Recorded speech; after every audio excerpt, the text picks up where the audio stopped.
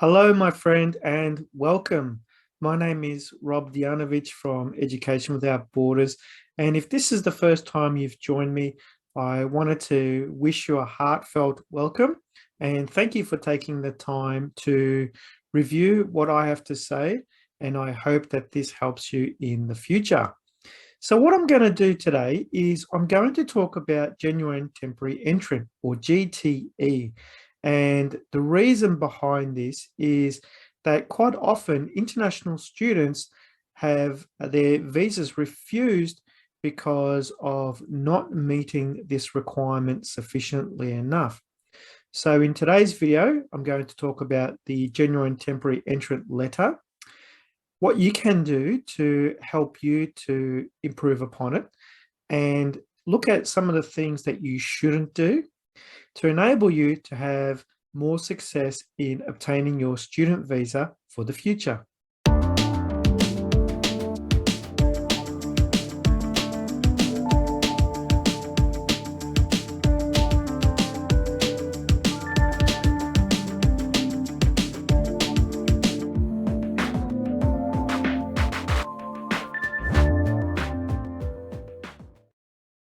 Before we get started today, I just wanted to let you know that the information that I provide here is for guideline purposes only. If you need to review the information that I've provided, it's always best to use a registered migration agent for professional advice. So this is a guide that I'm providing today, but if you do need access to a registered migration agent, I'm always happy to assist you with this. So what is genuine temporary requirement, or GTE for short? It's an important document that you will need to provide you when applying for a student visa in Australia. So the big issue here is if you get this wrong as part of your application process, it could potentially lead you to a refusal of your student visa. So it's something that you really need to work on to ensure that you are meeting the requirements. So the purpose of a GTE is it's a statement or a letter of your genuine intention to study in Australia. This basically means that you don't have any other motives to coming to Australia except for studying here and obtaining a high quality Australian education. The GTE is demonstrating that you're not intending to just gain a student visa to maintain your residency here in Australia. According to the Department of Home Affairs, the GTE requirement is not intended to exclude students who are, after studying in Australia, develop skills Australia needs and who then go on to apply for permanent residency. So if you gain the required skills that you need to, it will not exclude you from looking to stay in Australia in the future. So it's important to really note here that when you're looking to write your GTE or your statement of purpose or your letter, it's important that you write it yourself and you do not use family members or friends or anybody else to help you in writing it. The reason for this is because it's based on your particular circumstance and nobody else's. So it's personalized and it's from you yourself. And the letter should reflect your level of English as well. So don't worry about if you make some grammatical errors or spelling mistakes. The main thing is that it demonstrates what your current English level is. If you're not comfortable in writing in English, you can use your own native language, but you must provide a copy that is translated into English when you apply for your visa. As part of the visa process, a case officer will read and assess what you have written. Some of the factors that they would be considering include things like your circumstances in your home country, the value of the course, and how it impacts you towards the future. And if your intentions are primarily for maintaining residency in Australia, or if you are genuinely, in fact, looking to study here, and then look at opportunities of how this can help you back home in your home country. So when a case officer is looking at the reasons for your home country, they are looking for what are your reasonable reasons for not undertaking the study in your home country and if a similar course is available. So they want to get an idea of why aren't you doing this at home versus coming to Australia. They're also looking at what are your personal ties to your home country. For example, do you have family back home? Do you have a community? Do you have employment opportunities? And how much of an incentive is there for you to go back home for when you finish studying in Australia? This way they can identify if your intent is to stay in Australia or at some point go back home and what's tying you back to going home for that reason. Are your reasons only to come to study in Australia for economic purposes only? Is it because you cannot earn the same amount of money back home, or is it to come to Australia because you can only make money in Australia? Are there any opportunities for you to make money back home once you complete your qualification? Other factors also include any military reasons. So, for example, are you leaving your home country because you have some form of military duties that you need to undertake? By coming to Australia, you avoid your military service. Are your reasons for coming to Australia based on political or civil unrest? So let's say, for example, in your home country, there may be some political challenges, or let's say there might be some civil unrest. Are you applying for a student visa to get away from your country only? So these are some of the things that are looked at for what your conditions are like from back home before you come to study here in Australia. Other things that the caseworker will also look at is what are your circumstances when you come to Australia? For example, do you have any specific ties here in Australia already? Like, is your incentive to come here because you already have family here or you have a community here, but you don't have it at home? So what the caseworker is trying to understand is, are you going to stay here because you have no connections back home? Other things that the caseworker will look at is, are you using the student visa program for the intent of migrating to Australia? Is your student visa being used to maintain your residency here in Australia? Or let's say if a relationship is formed in Australia, and is this being used to falsely stay in Australia and you're using your student visa as that option of staying? The other things that will be looked at is, what is your knowledge of living in Australia? For example, what is the intended course that you're looking to study? Who is the education provider? How has your previous study and the qualifications you've previously completed, how does that match to what you're looking to study in Australia? And the caseworker is trying to identify what type of research have you undertaken to find out how well do you know Australia in what you're going to study, your fees, and what your living is going to be like while you're here. The case officer will also look to identify what is the value of the course to you in the future. So some things that he or she will look at is the course consistent with the current level of education that you may already have? And how will this course assist you to gain employment or improve employment opportunities when you go back home? They'll also look at, if it's different from what you have previously studied, how will this career change help you in the future? So it doesn't mean that you cannot change career streams, but they'll look to see how can it benefit you. What is the relevance of the course to your past studies or your proposed future of employment, either in your home country, a third country other than Australia? They'll also look to evaluate what wages are you expecting to earn once you've completed the qualification and you go back home or to a third country. The case officer will also review your immigration history.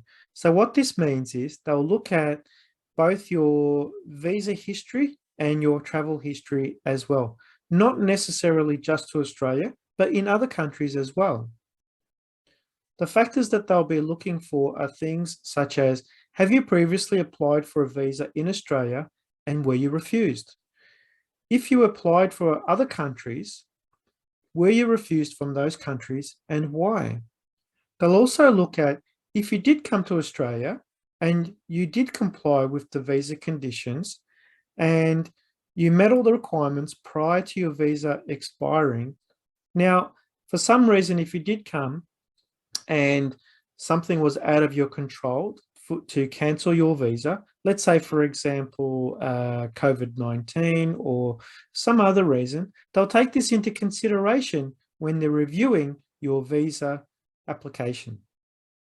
They will also look at the amount of time that you previously spent in Australia on a student visa. And also, if you undertook a series of short, inexpensive courses or have been onshore for some time and not have successfully completed those qualifications. Now, as an educator, this is sometimes that I see, and students that are already here in Australia kind of ignore this, and it's to their own detriment because this can really impact your visa in the future. In other videos, I have examples of the reasons of how you can ensure that you stay out of academic problems. So click on the link below if you're wanting to see that video in more detail, because as you can see, current students can also be affected by future visa applications. The other thing that the case officer will also look at is if you've traveled to other countries other than Australia, and if you complied with the migrations laws of that country, and if there were any issues of non-compliance. So all this comes into it as part of the review process as well. So as you can see, there are a lot of things that a case officer will review. So then what is the best way to write your GTE statement or letter? Well, it's really important to make sure that when you write the GTE letter, that it's personal and that it is specific for yourself. So if I was to write a GTE letter for myself, it would be only relevant to me and be very different based on my circumstances and what it is that I'm trying to achieve.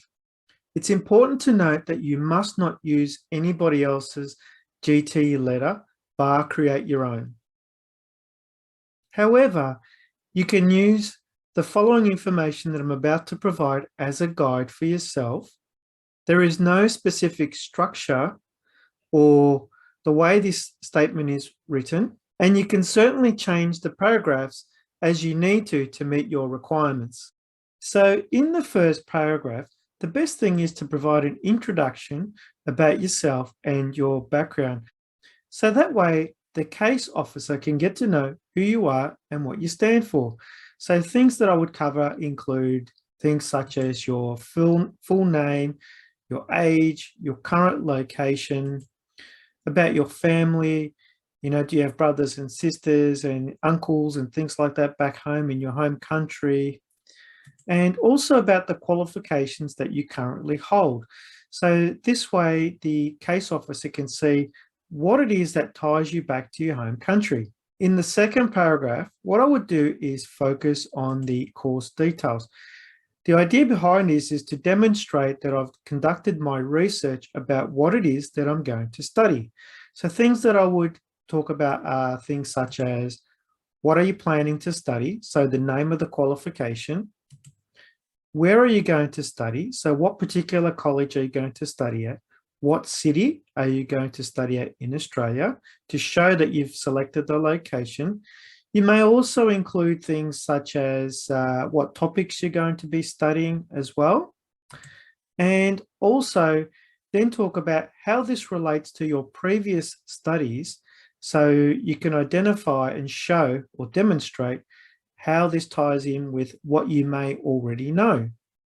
In the third paragraph, what I would be focusing on, to continue from the second, is why are you planning to study this particular course? What is about this course that drives your interest in studying it? Also, what value this course brings to you in your future career. How is this going to help you? Some examples that you can possibly think about is That will it help you to get better pay? Will it help you to get a promotion, increase your job opportunities, create other skills for the job that you may have back home in the future? In the next paragraph, what I would also focus on is what are the reasons of why you chose to study this course in Australia? So why this particular course in this country? And why didn't you choose to study this course in a different country?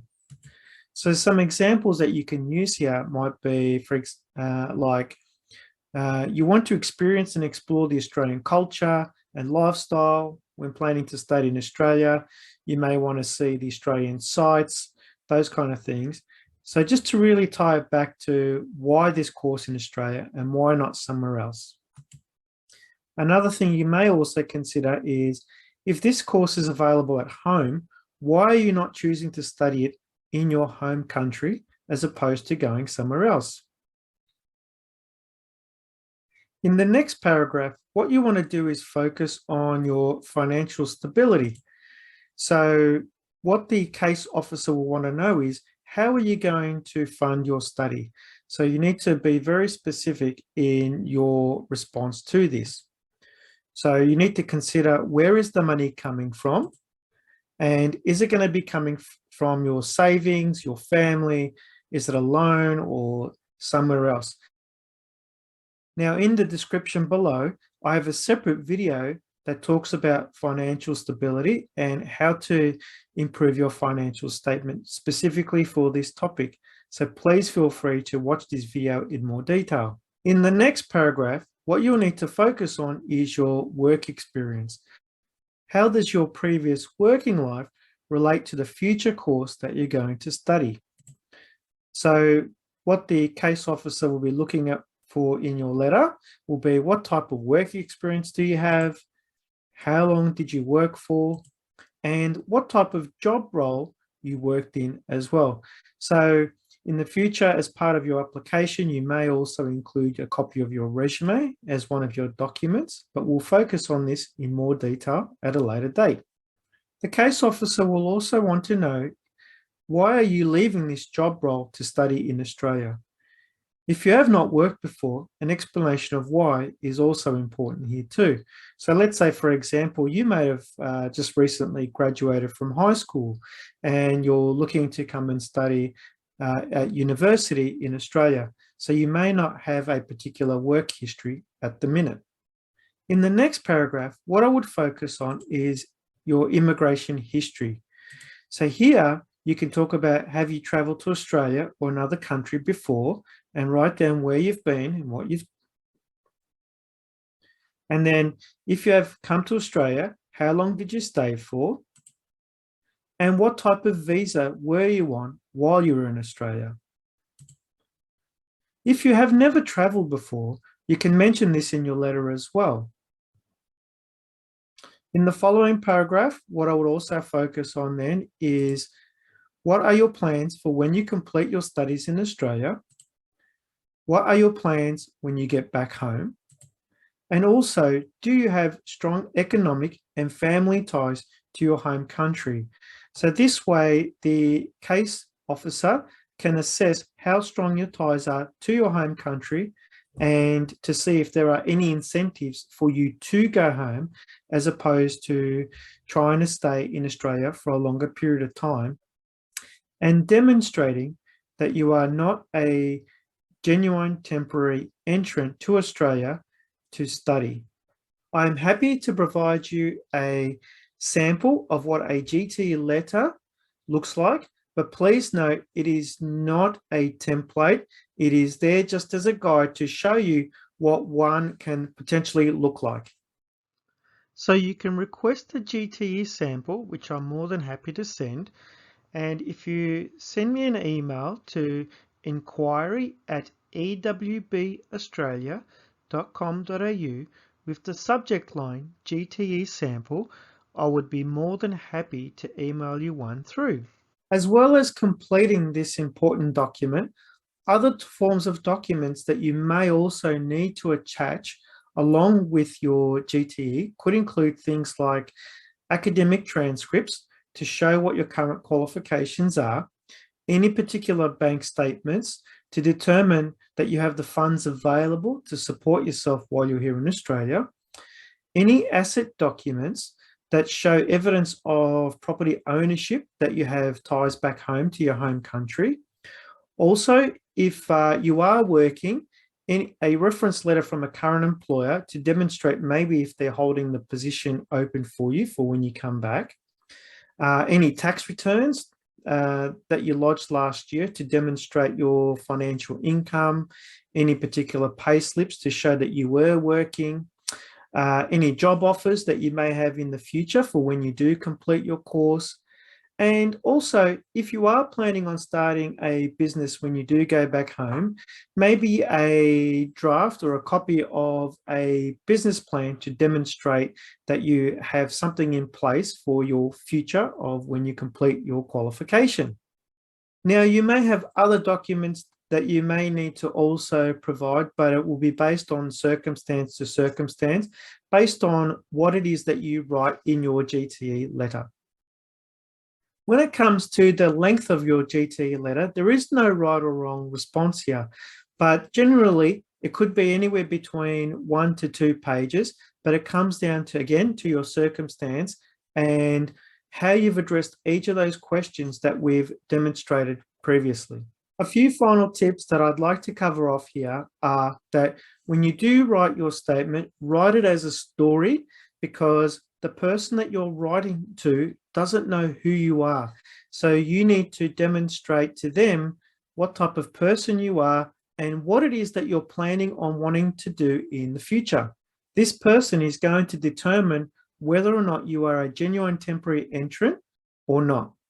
Keep your letter simple, keep it specific, and make sure that when you are writing your paragraphs, keep them short, maybe 3 to 4 lines per paragraph, because nobody wants to read so much information in one sitting. So it's always best to break it down, and don't worry about your grammar and spelling, and write it to your level of English. So that way the case officer will know if you've written it or if somebody else has written it on your behalf. So make sure you do that, and also just be honest. So because a case officer will identify very quickly if you are not being honest in your letter, because after all, that is their main role in identifying whether or not a particular person is genuine or not. If you found this video beneficial and useful, please share it with your friends, and please hit the like button and subscribe, so that way you can stay on top of the new content that I bring out on a weekly basis to help you and to guide you in being a successful student here in Australia in the future. I'll see you in the next video.